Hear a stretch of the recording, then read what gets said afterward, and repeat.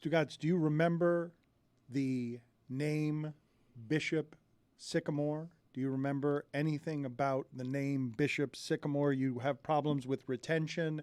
I do. Basically, yes. you read things and you don't remember them. Thank you. You are largely fried from too many dead shows. Do you know what Bishop Sycamore is? I do not, no. Have Nope. we discussed it? Or? No recollection whatsoever about that fake high school football team that ended up on ESPN and playing against IMG Academy, and people don't understand how they were able to play a football game on ESPN when they're not a high school, they're not students. And we talked yesterday about what you want from your documentaries and don't want as it relates to the University of Florida documentary on Netflix. HBO and HBO Max have done Hyperobject. Adam McKay has created Hyperobject. We're in business now with Hyperobject. They did a documentary for HBO Max about how bad crazy a con the whole thing was. It has a lot of details in it. It's 90 minutes, so it's not even half as long as the uninteresting 4 parts that Netflix did on the University of Florida. But it's an interesting con. It's a well-made documentary. Most of the things that Adam McKay makes are exceptionally well-made. And it's a story that I sat there, even having read the details before, I still sat there and watched. And the con man is such a con man that he's hypnotizing. He's the star of the show. And you don't understand how he gets away with so much fraud. You'd love it, Stugotz, just as an instruction manual on how to do things with no shame whatsoever. You had me a con man and fraud. I mean, Lucy, have you seen it? Yes, I watched it. It's everything I wanted Swamp Kings to be. I thought it was so well put together. They had every side of the story. It was one of those things where it was so interesting, but by the end of the documentary, I felt so gross. Because it sort of turned into like this. It was all a story of this man just taking advantage of high school kids and him being like, yeah, I'm going to do it again. I'm going to do it another time. Because the consequences to date, as he endures 30 different lawsuits at least, and he just spent all the time on camera lying with a smile on his face, but somebody who is totally immune to feeling any shame or considering the consequences of not paying any of your debts. Just wanders around the earth taking things for free, yes, that aren't actually free. And there's another one roaming this earth. I mean, there is another one roaming the earth, doing it exactly the way, just as poorly as Stugotz would do it. Saying I'm going to do it again. Just as sloppy as Stugotz would do it. And the only truth that he tells when his lips moves is, I'm going to do it again. It's crazy because there was no law that was like, you can't make a fake school, because no one thought someone was going to make a fake school. So there were zero punishments for this guy. Are you interested, Stugotz, in what it is that we're talking about beyond the fraud, beyond it? And I don't know that there necessarily is anything more interesting here, but you're talking about high school kids who were bad at football. I might be able to get you here, Stu. All right, the name is BS High. I'm there. Get it? Yeah. Like Bishop Sycamore? I got it. But also bull. Yes. Hey, thanks. Also, some of them were not in high school. Several of them were much older. Yeah. And bad at football. And really bad. And there was no playbook or coaching. All right, I'm in. I'm in on this doc. They said that all the plays came from Madden because like their coach had no That's where plays, all the great plays come from. All of them were just doing what they had learned on 4 Madden. verticals. Isn't that what Tyreek Hill says that he does before games now to That's prepare? how he prepares for DBs, by looking at their awareness on Madden. Seems to be working. I mean, it is. That is the secret that he has. It's not the world-class sprinter speed. It's that he's able to do research on Madden before games that helps him pick up little secrets on what it is that cornerbacks do. I was looking up Fyre Festival II, Dan, when you were saying how people were going to, do this con again, and there's a Fyre Festival II that's out, and didn't realize that they had already dropped one tier of tickets, which are sold out. Like, they sold out of the first tier of tickets for an event that notoriously was a giant scam, and they decided we're going to do this again a year from now in 2024, and they've already sold out a tier of tickets with no information on how this festival is going to go. Stugotz, speaking of yesterday's conversation about documentaries and whether or not you trade access for story, for dilution of story, there are 2 Fyre Fest documentaries. The better one is the one that doesn't have the chief con man. The chief con man got paid for his participation in one of these documentaries. It's the lesser of the 2 documentaries. But Billy, are they doing it in the same place? Is it Exuma? Is it the same people? It's not like Nelly and the con man that are doing it, right? It's the scam, for those of you who do not know, I think it was Exuma. I think I have that right.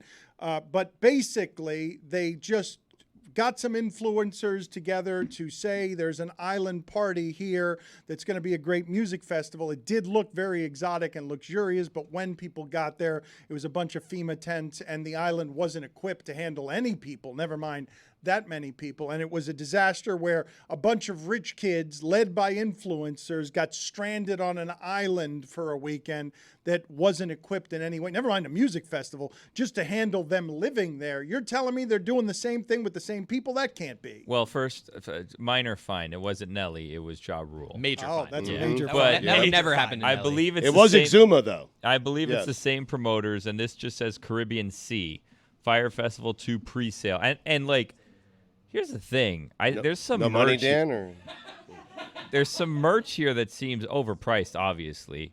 But like maybe a keepsake that you would want, but can you trust them with like your credit card information? Like probably not, right? Like a $60 t-shirt is way overpriced, plus $25 shipping if it's international, but like even $85, like if you're going to lose your credit card information to these people, it seems like a bad idea. There's an interesting tiering system here in terms of the tickets that they sold, because it seems like the Fyre 400, which were the first 400 tickets, were sold at $799. But then seemingly there was the Fyre starters, pre-sale 1, pre-sale 2, pre-sale 3, and pre-sale 4 that led up to $8,000 per ticket with no extra benefits. Just, hey, we have a pre-sale going for 48 hours or so, and if you get in too late, instead of $800, it's $8,000. And are we going to send you anywhere? I don't know. Maybe. Maybe we'll send you somewhere. We're the same guys that did Fyre Festival last time. It can't be the same people. It can't. Tell me that Ja Rule is again on the advertising. There's nothing on the advertising. There's just the opportunity to buy tickets at some point. And you could buy a $40 hat or a T-shirt or a hoodie for $200. But like, there's no acts listed. There's no just, location. There's no location. It just says Caribbean Sea. Like, it almost seems That like can't be right. it seems like you deserve whatever is coming your Exactly. way if you make the mistake of giving them your money. I wonder if I'd be willing to make the bet that they couldn't screw it up that badly again, could they? that it's not possible that just something that has brand name recognition for being infamously incompetent but has fame, that the currency today is attention, and so it doesn't matter whether it's fame or infamy as long as your brand has brand recognition. If they do it right, it'll be a problem. They have to do it wrong. They have to do it spectacularly wrong. The only place they might fail is in doing it too right. How are you paying $8,000 and having no idea what you're getting? I can though? tell you what you're getting here in overview, the section. So drop 1 is sold out, unfortunately, Dan. I could, however, if you'd like, have you join a waiting list. Would you like me to have you join a waiting list for Fyre Fest 2? Please do it. Because it's back. Here's what your Fyre Pass gets you. 1 ticket to Fyre Festival 2. Fyre Festival 2 is targeted for the end of 2024 in the Caribbean. So, and then there's an asterisk next to that, which I'm assuming is telling you like, maybe if there's not. a Caribbean. If- yeah. The asterisk is if it's just climate change permitting. You'll also get immediate VIP access to Fyre events, experiences, and community. Then there's another asterisk after that, which is confusing. Then VIP pass to Fyre lead-up events and Fyre pop-ups. You can also join the Fyre Crew, which is an online community with Billy and team. Not me. But it seems like you get major access for that price. VIP access to Fyre experiences, including Fyre fights, which I guess who they're is going Billy? into the, Wait a minute. the Is fight game. Billy the guy in the documentary who tried to save Fyre Fest by either offering or being pushed and prodded into a situation where he had to fillet someone in order to save the festival? Is that Billy? Because there is one famous moment from that documentary. Who is Billy? He is the founder, and he did spend some time in jail for fraud. Okay, it's the same guy. He said Billy McFarland actually, and this is not a direct quote, but I believe he said that the idea for Fyre Festival II started during his 7 months in solitary confinement. Which, why did he spend 7 months in solitary confinement? That seems not real. Then you go down and it says the Caribbean. It says it's in the Caribbean Sea, and then it says open in Google Maps. And like, if anyone's on the site, feel free to click that now, because I did that thinking that will kind of like zero in on the location. And no, it's just the Google map. It says Caribbean Sea, and I'm looking at a map of the Caribbean. He's doing it again. Nothing's pinpointed on here. There's no information. And people are buying them. Got to make it clear, it was Andy King who may or may not have had to fillet somebody, not Billy McFarland. Thank you. Yes, thank you for the distinction. Different Andy King. Yeah, not the Andy Not the King Andy- that was the original program director. Worst time in our show's or history. executive producer on our show many years ago. You find that wallet, or what's happening with you? I'm going to go to the car. Go ahead and carry the last minute by yourself. I mean, but you owe $15. I can loan it to you if you'd like. I mean, it's not. Well, let me check and see if I have money. What's the interest on that for payback? Well, $15. So he would have to. So I put down 15 today, And if he he doesn't paid- pay you back by the end of the week, it's 20 at least he owes you. I would say more like 50. Okay. Yes, and next week 100, and the week after that 150. I hope he doesn't find this wallet. I have to see if I have money. Hold on. Let's see. What is the fine, by the way? It was because he thought Nelly was Yeah, Ja Rule, or Nelly. Ja Rule was Yeah. Nelly, rather. Yeah. I only have a 20. Too bad for him. Oh man! But I hope he doesn't find it, so I get $50 at the end of the week. I don't think he's coming back. Oh, he's gone for good? Nope, he's back. Oh, he is. Okay. Well, someone tell him that he owes me $50. So your fine just went from 15 to $50. You had no material for a minute? You talked fine for a minute? What else was I supposed to talk about?